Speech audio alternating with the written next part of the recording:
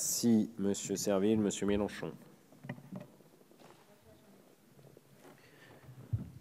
Peut-être est-ce un travers bien français que de se chercher querelle quand il n'y en a pas. Personne ici n'a dit qu'il ne fallait pas étudier les langues régionales ni faire ce que l'on pouvait pour permettre qu'elles vivent. C'est le point au-delà duquel on ne doit pas aller, c'est le moment où elles créeraient des droits spécifiques pour ces locuteurs. C'est ça le point de vue républicain traditionnel.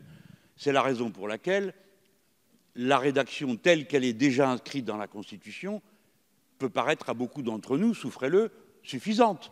Que voulez-vous rajouter de plus? En le changeant de place? S'il s'agit de la même formulation, à quoi bon? Mais je le veux bien. Mais s'il s'agit de faire autre chose, alors disons-le. Personne ici ne souhaite la disparition d'une quelconque langue régionale. Personnellement, je suis pour qu'elle soit enseignée dans l'enseignement public. Mais je vous demande d'y réfléchir. Il est dit que c'est la langue française et la langue de la République. Ça n'est pas avoir peur des autres langues, c'est une joie. En plus, nous avons, c'est-à-dire c'est la loi, c'est la langue de la chose publique.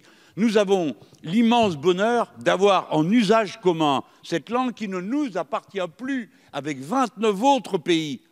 Et croyez bien que dans ces 29 autres pays, il existe bien d'autres langues que la langue française. C'est celle qui permet l'échange.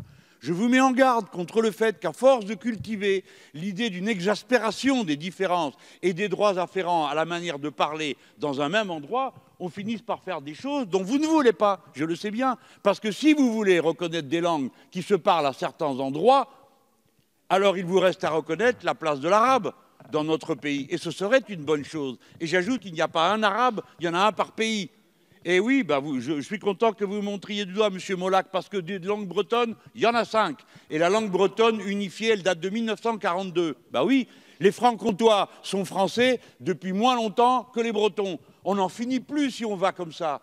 La langue bretonne existe, les langues bretonnes existent, elles sont différentes. Quand on parle gallo et quand on parle les autres langues qui ont une racine celte, ce n'est pas la même langue. Alors vous pouvez toujours écrire à Rennes la traduction en breton officielle, mais ça ne correspond pas au gallo.